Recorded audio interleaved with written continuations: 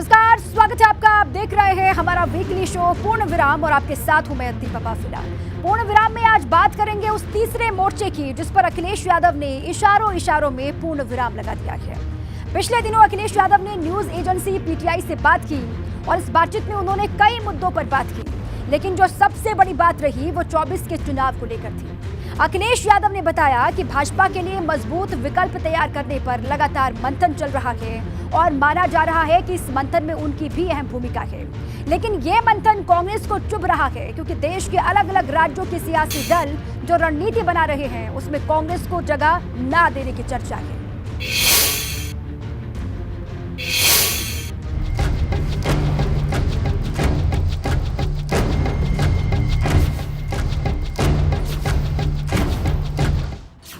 क्या 2024 के चुनाव के लिए गैर कांग्रेसी दलों के बीच कोई डील पक्की हो चुकी है? क्योंकि अखिलेश यादव ने जो बातें कही वो इसकी तरफ सीधा इशारा करती हैं। न्यूज एजेंसी पीटीआई को दिए इंटरव्यू में उन्होंने कहा, तेलंगाना के मुख्यमंत्री के चंद्रशेखर राव, पश्चिम बंगाल के मुख्यमंत्री ममता बनर्जी और राष्ट्रवादी कांग्रेस पार्टी के शरद पवार विकल्प तैयार करने पर काम कर रहे हैं और इस वक्त हमारा ध्यान उत्तर प्रदेश में पार्टी को मजबूत करने पर है। समाजवादी पार्टी और ऐसे एक दो और दल हैं देश में जिनका स्पष्ट है कि वो भारतीय जनता पार्टी से कोई समझौता नहीं करेंगे और भारतीय जनता पार्टी की जन विरोधी, देश को तोड़ने वाली मानसिकता की सरकार के खिलाफ कोई भी विकल्प होगा उसका मजबूत आधार देने में मदद करेंगे। तो निश्चित तौर पे जो भी विकल्प होगा उसमें समाजवादी पार्टी और उसके नेता माननीय राष्ट्रीय अध्यक्ष अखिलेश यादव जी की सकारात्मक भूमिका होगी। दरअसल अखिलेश यादव ने यह जवाब उस सवाल के बाद दिया जब उनसे पूछा गया था कि लोकसभा चुनाव में भाजपा का विकल्प तैयार करने में सपा की क्या भूमिका रहने वाली है। हालांकि भाजपा उन्हें अभी से ही खुली चुनौती दे रही है। कितने भी विकल्प तैयार कर लें, इस देश की जनता ने परिवारवाद को, भाई भतीजावाद को समाप्त कर दिया है और अब देश में ये भाई भतीजा और परिवारवाद नहीं चलेगा। वार पलटवार अपनी जगह है, लेकिन क्या अखिलेश यादव एक ऐसा मेगा गठबंधन तैयार कर रहे हैं जिसमें कांग्रेस का नाम नहीं है? और अगर हाँ, तो इस मेगा गठबंधन में कौन कौन से दल शामिल होंगे? पक्षी एकता की हम बात करते हैं तो हमें देखना पड़ेगा कि विपक्ष में है कौन कौन और वो विपक्ष कहीं आपस में तो नहीं लड़ रहा है। अब जैसे उत्तर प्रदेश के ही ले लें आप बात कि अगर वो विपक्षी एकता की बात करते हैं तो विपक्ष में यहाँ बसपा भी है, यहाँ कांग्रेस भी है। तो क्या वो कांग्रेस को एकोमोडेट करेंगे, क्या बसपा को एकोमोडेट करेंगे? जानकारों का ये मानना बिल्कुल गलत नहीं, क्योंकि जब भी 24 के चुनाव का जिक्र होता है सभी दल प्रधानमंत्री पद की अपनी अपनी दावेदारी लेकर सामने खड़े हो जाते हैं। कांग्रेस कहती है कि उसके बिना भाजपा को हराया नहीं जा सकता और सपा प्रधानमंत्री पद के लिए अखिलेश का नाम फौरन उछाल देती है। जो बड़े राज्य हैं, भारतीय जनता पार्टी वहां हाशिए पर आ चुकी है। उत्तर प्रदेश में भारतीय जनता पार्टी के खिलाफ माहौल बनना शुरू हो गया है 100 दिन के बाद ही। तो बिना कांग्रेस पार्टी के किसी भी विकल्प की चर्चा भी बेमानी। ये देश को बचाना है तो सब राजनीतिक दल को इकट्ठा होना पड़ेगा और फिरका परस्त ताकतों को हराना पड़ेगा और उसमें सबसे बड़ा है उत्तर प्रदेश। उत्तर प्रदेश बीजेपी हारेगी तो निश्चित देश भी हारेगी और जब देश हारेगी तो उत्तर प्रदेश का प्रधानमंत्री बनेगा, उसका नाम अखिलेश यादव है। यानी खिचड़ी पकी नहीं, सपा के नेता खाने के लिए पहले से ही तैयार हो गए। गठबंधन कैसा होगा कैसा नहीं होगा इसकी अभी कोई जानकारी नहीं, लेकिन सपा विधायक ने फौरन अखिलेश को प्रधानमंत्री का दावेदार बता दिया और विपक्षी एकता में फूट की यही सबसे बड़ी वजह है। अगर आप लोकसभा कहीं देख लें, सबसे बड़ी बात है तो भाजपा के पास 273 सीटों में बहुमत है, 272 सीटों में तो 303 है। अगर एनडीए को भी मिला ले तो 350 के नीचे ही है उनका आंकड़ा और जेडीयू के बाहर निकल जाने के बाद तो और कम हो गया उनका। तो आप देख लें कि 200 से ज़्यादा जो सांसद हैं वो विपक्ष में हैं, लेकिन वो बिखरे हुए हैं, इसलिए सरकार पे कहीं कोई दबाव नहीं बना पाते हैं, कहीं कोई मुद्दे तलाश नहीं कर रहे हैं। कोई भी एक ऐसा किसी मुद्दे पे आंदोलन नहीं हुआ अभी तक पिछले 8 सालों में जिसमें सारा विपक्ष एकजुट देखता। क्या अखिलेश बिखरे हुए विपक्ष को एक छत के नीचे लाने में कामयाब रहेंगे या फिर ये लड़ाई सिर्फ ऐसी होगी कि सबको अपनी अपनी साख बचाने की चिंता है, क्योंकि बीते 8 साल में शायद ही कोई ऐसा मुद्दा रहा हो जिस पर समूचा विपक्ष एक मत दिखा हो। विपक्ष की एकजुटता पहले जो है पिछले लोकसभा तक संसद के भीतर दिखती थी। इस बार जो देखने में आ रहा है कि वो भी एकजुटता नहीं है। कांग्रेस का कोई कार्यक्रम होता है तो टीएमसी उसमें से बाहर हो जाते हैं, टीएमसी का कार्यक्रम होता है तो कांग्रेस नहीं जाते हैं, आपको नहीं बुलाया जाता है। तो ये जो विपक्षी एकता को जो चीज़ें देखने में आ रही है और वो कहीं से मतलब नजर नहीं आ रही, धरती पर नजर नहीं आ रही। विपक्ष रणनीति तैयार कर रहा और भाजपा उस रणनीति का इंतजार कर रही, क्योंकि भाजपा मोदी युग में खुद को सबसे ज्यादा ताकतवर मानती है, फिर चाहे सामने एक दल हो या कई दलों का समूह। उनको रणनीति बनाने दीजिए, ये रणनीति तो बहुत दिनों से बना रहे हैं मोदी जी। उनको कोई रणनीति बनाना, उनको मोदी जी का विरोध करना है। आदरणीय मोदी जी इस समय सबसे चर्चित, सबसे लोकप्रिय नेता हैं देश के, तो इन्हें देश की व्यवस्था से या देश से इन्हें कोई लेना देना नहीं। इन्हें तो मोदी जी का विरोध करना है, इसलिए हो रहा है। अगर अखिलेश और ममता जैसे नेताओं का अलग गुट बनता है तो फिर कांग्रेस अलग से मोर्चा खोलकर खड़ी दिखेगी, और तब नतीजे क्या आएंगे ये देखना सबसे दिलचस्प होगा। तब लड़ाई ये नहीं होगी कि भाजपा हारी या नहीं, तब देखा यह जाएगा कि कांग्रेस के ज्यादा सांसद जीते या फिर तीसरे मोर्चे की। 2024 में लोगों को तय करना होगा कि भारतीय जनता पार्टी को जो सच्चे मायने में हराना चाहते होंगे वो कांग्रेस पार्टी के साथ खड़े होंगे, क्योंकि किसी भी क्षेत्रीय पार्टी का अपना अस्तित्व उसके अपने राज्य तक है, और कांग्रेस पार्टी पूरे देश में लड़ेगी। कई राज्यों में कांग्रेस पार्टी की सरकारें हैं, चाहे मिल के हों चाहे अकेले हों। तो उत्तर प्रदेश भी कांग्रेस पार्टी 2009 की तर्ज पर लड़ने जा रही है, और यकीनन उत्तर प्रदेश में कांग्रेस पार्टी अकेले सर्वाधिक सीटें जीत कर आएगी। 2009 का वक्त अलग था, उस वक्त मोदी तो थे लेकिन केंद्र की राजनीति में नहीं। इस बार मोदी भी हैं और भाजपा का मजबूत संगठन भी। अब अखिलेश की रणनीति भाजपा का क्या बिगाड़ेगी और साइकिल को कितना बसाएगी, इसका इंतजार है। Bureau report, ABP Ganga.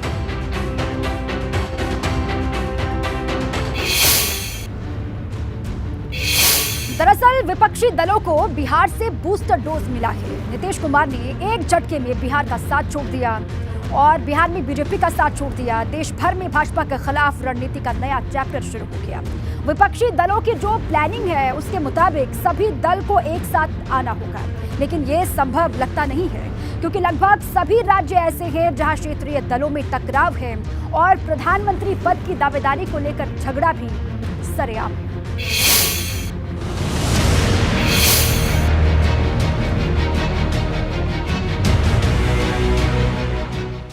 Akhilesh Yadav के हौसले इस वजह से बुलंद हैं क्योंकि पड़ोसी राज्य बिहार में बीते दिनों जबरदस्त हलचल हुई और अब सपा बिहार का आईना दिखाकर बाकी दलों को बुलावा भेज रही है। देखिए, अगर देश को बचाना है सारे दलों को इकट्ठा होना पड़ेगा। देश बीजेपी को हराना पड़ेगा, देश को बचाना पड़ेगा। देश को बचाने के लिए समाजवादी पार्टी सबका स्वागत करेगी, इस्तकबाल करेगी। जो समाजवादी पार्टी के साथ आएंगे सब साथ आएंगे और देश में सरकार बनाएंगे। अखिलेश यादव ने पीटीआई को दिए इंटरव्यू में बिहार के राजनीतिक बदलाव को सकारात्मक संदेश बताया और उम्मीद जताई कि 2024 में भाजपा के खिलाफ एक मजबूत विकल्प तैयार होगा। लेकिन इस मजबूत विकल्प का स्वरूप कैसा होगा, इस पर अभी सस्पेंस है। जो बिहार की घटना है उसने ये साबित किया है कि हर चीज़ की एक अति होती है और उसके पूरे मैनेजमेंट को फेल करके उसकी जो नीतीश कुमार और जेडीयू के खिलाफ षड्यंत्र था उसको तोड़ते हुए एक सरकार बनी है। उससे प्रदेश में, देश में ये संदेश गया है कि भारतीय जनता पार्टी कोई अनविंसिबल नहीं है।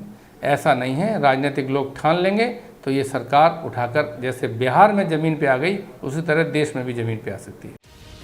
अखिलेश 24 की तैयारी में जुटे हैं, लेकिन यूपी में समाजवादी पार्टी की स्थिति बहुत अच्छी नहीं है। अब यूपी में सपा के पास सिर्फ 3 लोकसभा सीटें बची हैं और रही बात गठबंधन की, तो 2019 में सपा बसपा का गठबंधन होने के बाद भी भाजपा का बहुत कुछ नहीं बिगड़ा था। और ऐसे में सवाल है कि आखिर अखिलेश कौन से ऐसे गठबंधन फॉर्मूले पर काम कर रहे जो भाजपा को मात दे देगा। अखिलेश यादव 2022 में भी सरकार बनाकर और मुख्यमंत्री की कुर्सी पर बैठ चुके थे। और 2024 में जो तैयार कर रहे हैं वो तो मुंगेरी लाल के सपने देखने की वाली बात है कि 2024 में हम विरोधियों को, विपक्षियों को इकट्ठा करेंगे, एकजुट करेंगे। और ऐसी पार्टियों को देश की जनता ने, प्रदेश की जनता ने नाकार दिया है और उसका उदाहरण आपने स्वयं देखा होगा कि 2022 के रिजल्ट में। उत्तर प्रदेश में आमने सामने का स्पष्ट चुनाव हुआ था और ऐसा ही आगे होने वाला है। सीधी लड़ाई भारतीय जनता पार्टी की समाजवादी पार्टी से है। जो लोग भारतीय जनता पार्टी से डर जाएंगे, उनके लालच में आ जाएंगे, उनके दबाव में आ जाएंगे, वो उनके साथ रहेंगे। और जो लोकतंत्र और संविधान को बचाना चाहेंगे, जो इस तानाशाही की सरकार को उखाड़ के फेंकना चाहेंगे, वो निश्चित तौर पे हम लोग सब एक साथ रहेंगे। कि विधानसभा के चुनाव से लेकर लोकसभा, पिछली लोकसभा में भी ये लोग इकट्ठे हुए। समाजवादी पार्टी और बहुजन समाज पार्टी दोनों ने मिल करके एक गठबंधन बनाया और गठबंधन बनाने के बाद आपके सामने है कितने दिन चला, क्योंकि इनका सबका अपना अपना निजी स्वार्थ है। ये क्षेत्रीय दल लोग हैं, अपने हित में ज़्यादा सोचते, देश हित में नहीं सोचते। साफ है, विधानसभा चुनाव की तरह ही लोकसभा चुनाव को भी भाजपा बनाम सपा बनाने की तैयारी हो रही। लेकिन क्या सपा इस बार इस मिशन में सफल हो पाएगी? बिहार में बदलाव के बाद अखिलेश के मन में नई उम्मीदें जिंदा हो गई हैं। बिहार की परिस्थितियां और उत्तर प्रदेश की परिस्थितियां बहुत भिन्न हैं, अलग है। बिहार में भी हमारी पार्टी मजबूत है। हमारी पार्टी बिहार में भी अच्छा प्रदर्शन करने वाली है, जहां तक मेरी जानकारी में। अब बिहार को लेकर के कि ये जुमलेबाजी करके या तीन तिकड़म करके सरकार बनाना एक विषय अलग हो गया, लेकिन उत्तर प्रदेश में ये चीज़ नहीं चलने वाली है, पूरे देश में नहीं चलेगी। कोई मतलब नहीं। यूपी में 80 सीटें हैं यहाँ पर, वहाँ पर थोड़ी सीटें 50 सीटें के आसपास हैं, यहाँ 80 सीटें हैं। 80 सीटों में आप समझिए देश का प्रधानमंत्री उत्तर प्रदेश से जाता है, उत्तर प्रदेश का बनता है, और पूरा यकीन है उत्तर प्रदेश से फिर दोबारा प्रधानमंत्री उत्तर प्रदेश से बनेगा। अखिलेश यादव और समाजवादी पार्टी का चेहरा होगा। देखिए, बिहार का असर पूरी तरह से पूरे देश में पड़ चुका है। अगर बिहार में भारतीय जनता पार्टी और उनके गठबंधन की सीटों को माइनस कर दें तो भारतीय जनता पार्टी की दिल्ली की सरकार अल्पमत में है। सारे बड़े राज्य जहां भारतीय जनता पार्टी सीटें लेकर आई थी, या उन राज्य जहां पर भारतीय जनता पार्टी अकेले सारी सीटें जीत कर आई थी, इस बार हालात बद से बदतर हैं। अखिलेश यादव जिस सपने को देखते हैं वो कितना पूरा होता है, ये पिछले 4 चुनावों में सबने देखा। चुनाव के बाद उनकी जीत हो या ना हो, लेकिन उनका गठबंधन कितना टिकता है ये बात सबको मालूम है। अब अगर गठबंधन बनाया भी जा रहा तो उसकी तस्वीर इतनी जल्दी साफ तो होगी नहीं, और अगर होगी भी तो एक चेहरा सामने जरूर लाना होगा। मुझे लगता है कि 2024 के जनवरी में या 2023 दिसंबर के बाद यह गठबंधनों की बात शुरू होगी, और उसी वक्त नफ़ा नुकसान और किस तरफ हवा है, कैसी है, क्या मुद्दे हैं, ये तमाम चीज़ें जब देखी जाएंगी तो उस पर क्लियर होगा। और सबसे बड़ी बात है कि अगर 24 को लें तो मोदी के नाम पे चुनाव होगा, और नरेंद्र मोदी आज भी सबसे लोकप्रिय नेता हैं, और ये गठबंधन में जब तक विपक्ष का कोई उनके बरक्स चेहरा नहीं आता है जो विकल्प के रूप में सामने हो, तब तक मुझे नहीं लगता है कि अखिलेश यादव के गठबंधन छोटे दलों के साथ करने के बाद भी कोई बहुत ज़्यादा फर्क पड़ेगा रिजल्ट में। अब मोदी के टक्कर वाला चेहरा अचानक से पैदा होने से रहा। अगर विपक्षी दलों को भाजपा के विजय रथ को वाकई रोकना है तो मजबूत रणनीति बनानी होगी, और पहली शर्त ये होनी चाहिए कि प्रधानमंत्री पद के लिए कोई झगड़ा ना हो। और ये कितना मुमकिन है इसे विस्तार से समझाने की बहुत ज्यादा जरूरत नहीं। Bureau report, ABP Ganga. क्या इस बार का चुनाव भाजपा बनाम ऑल होने वाला है? क्या भाजपा के सहयोगी भी उसका साथ छोड़ करके विपक्ष के साथ आ जाएंगे? इस सवाल में भले ही कोई दम ना लगता हो, लेकिन अखिलेश यादव ने एक बयान देकर इस सियासी बवाल की पटकथा लिख दी है। उन्होंने भाजपा के लिए भविष्यवाणी की और सहयोगी दलों को नाराज बताया, लेकिन अखिलेश के बयान पर भाजपा से लेकर उसके सहयोगी दलों ने जबरदस्त पलटवार करने में देर नहीं लगाई।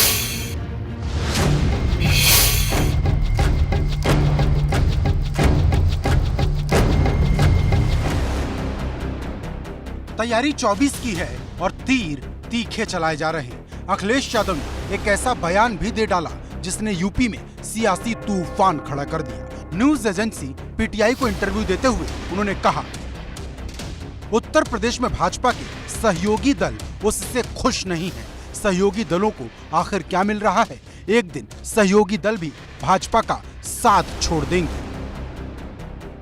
अब अखिलेश ने ऐसा बयान दिया तो पहले तो उन्हीं दलों का पारा हाई हो गया जो यूपी में भाजपा के साथ गठबंधन में हैं।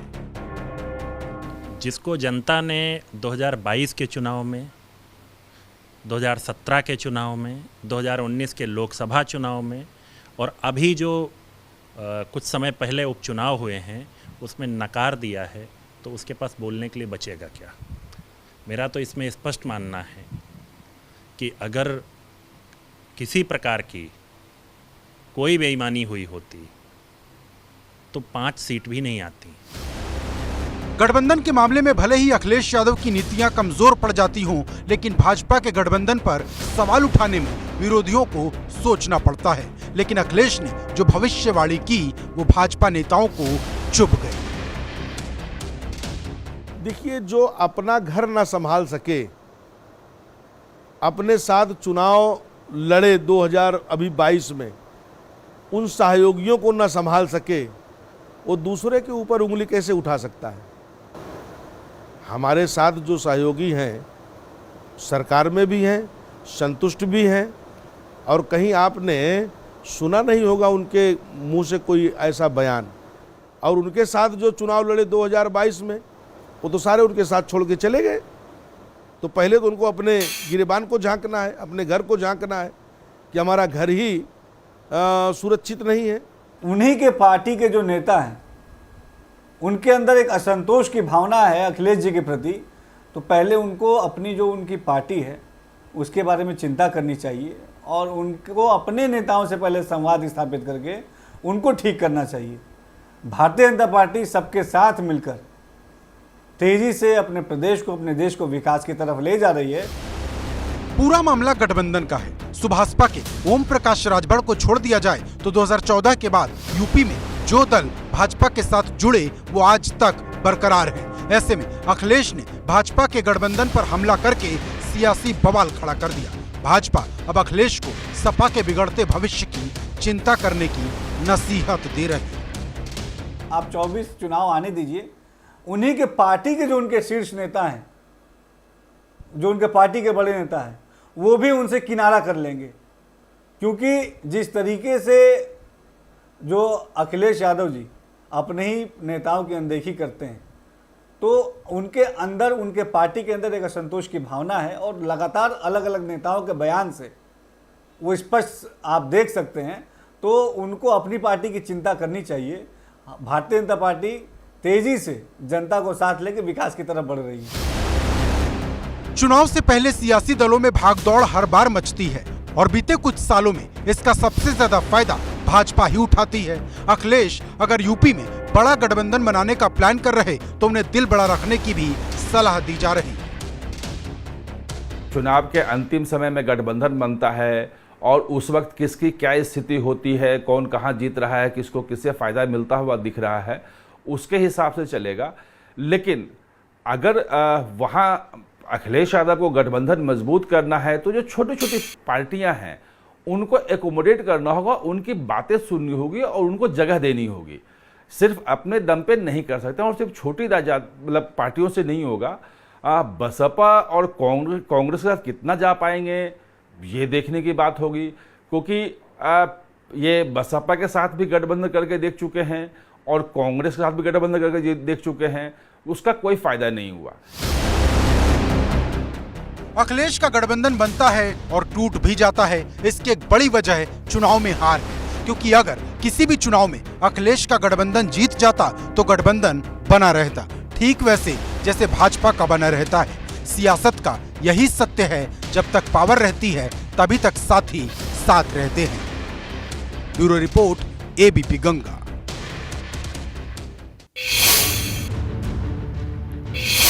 अखिलेश यादव ने एक और ऐसा बयान दे दिया है जो भाजपा को चुभने वाला है। अखिलेश ने ठीक वैसी बात बोली है जो कुछ दिन पहले आप जानते हैं आजम खान ने कही है।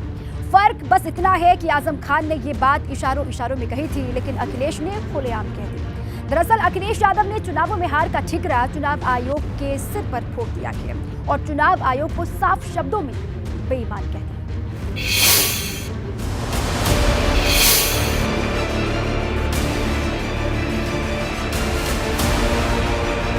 अखिलेश यादव को एक बार फिर चुनाव की हार याद आई और एक बार फिर अखिलेश के निशाने पर चुनाव आयोग आ गया। अखिलेश यादव विधानसभा चुनाव में हार का जिम्मेदार सपा की कमजोरी को नहीं बल्कि चुनाव आयोग के पक्षपात को मानते हैं। न्यूज एजेंसी पीटीआई को दिए इंटरव्यू में अखिलेश यादव ने कहा, चाहे विधानसभा के चुनाव रहे हों चाहे लोकसभा के उपचुनाव रहे हों, सपा की हार के पीछे चुनाव आयोग बेईमानी वजह है। अगर आयोग ने ईमानदारी से काम किया होता तो नतीजे कुछ और ही होते।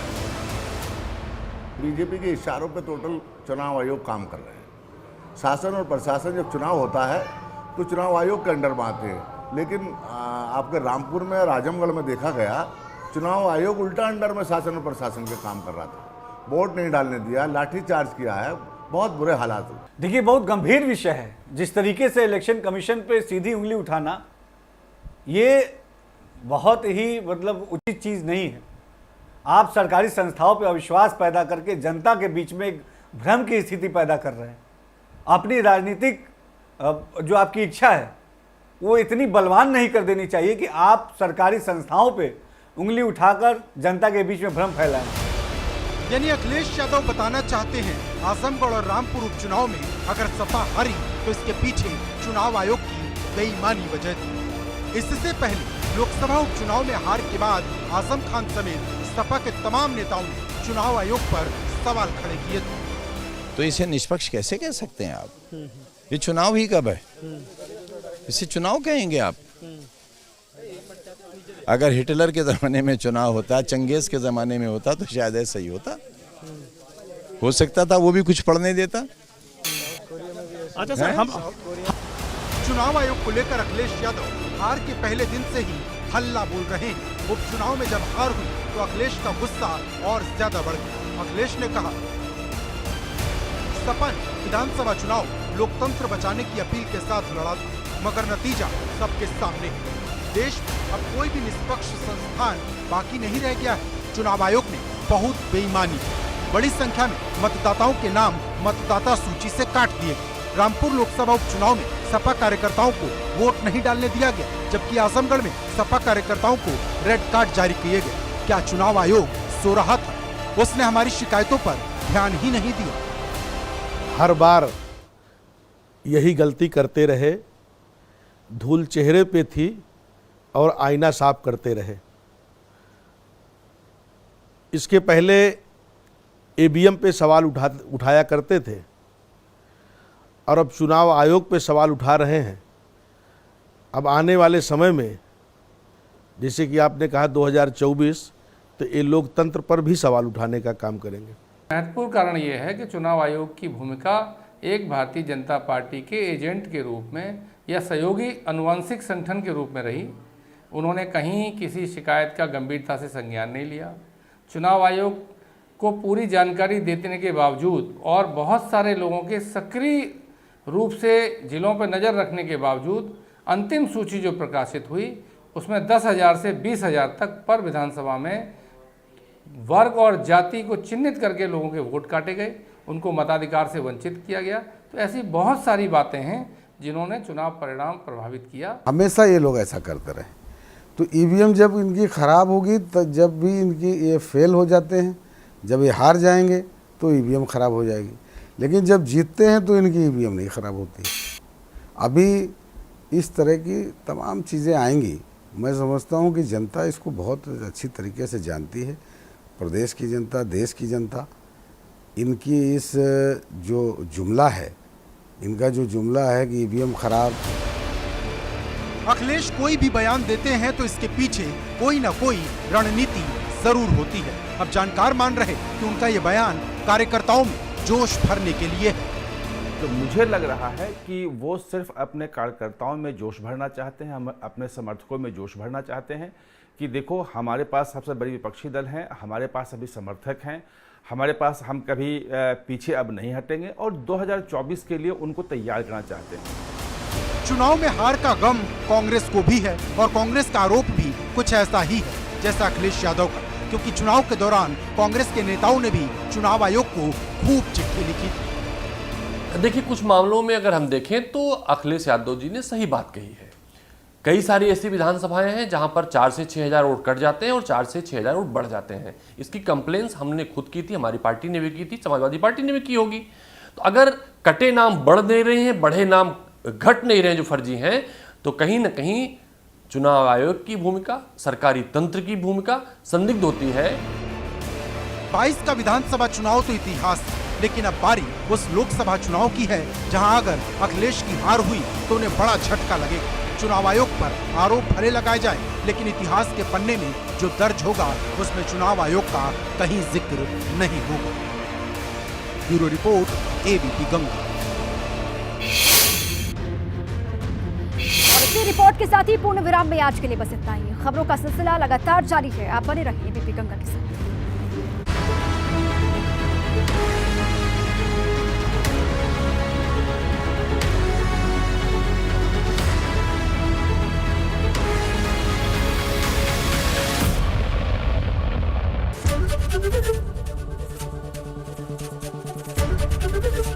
एबीपी गंगा, खबर आपकी, जुबान आपकी।